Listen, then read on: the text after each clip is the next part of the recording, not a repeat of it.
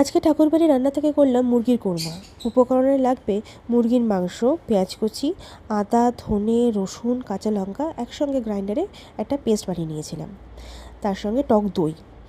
মাংসটা ভালো করে ধুয়ে পরিষ্কার করে নিয়ে মাংসের টক দই আর যে পেস্টটা আমি তৈরি করেছিলাম সেই পেস্টটা দিয়ে ভালো করে মেখে রেখে দিয়েছিলাম প্রায় 1 থেকে 1.5 ঘন্টা।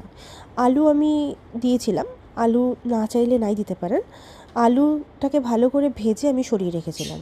এরপর কড়াইতে ভালো করে ঘি দিয়ে পেঁয়াজ কুচিটাকে ভালো করে ভেজে নিয়েছিলাম।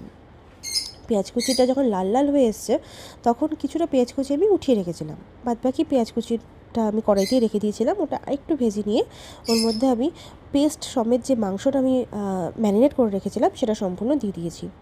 তারপর পরিমাণ মতো নুন আর চিনি দিয়ে ভালো করে নাড়াচাড়া করে কিছুক্ষণ জল তো আমি এক্সট্রা কিছু দিইনি, যা দই ছিল সেটাই ভালোভাবে শুকোতে দিলাম। কিছুটা টেনে আসলো, ভালোভাবে নাড়লাম, কিছুক্ষণ ঢেকে ঢেকে কম স্টিমে ভালো করে জলটা শুকিয়ে নিলাম। তারপর যখন তেল বেরোলো তখন তার মধ্যে কিছুটা গরম মশলা আর একটু ঘি আর যে পেঁয়াজটা আমি ভেজে উঠিয়ে রেখেছিলাম সেই পেঁয়াজটুকু দিয়ে নামিয়ে নিলাম।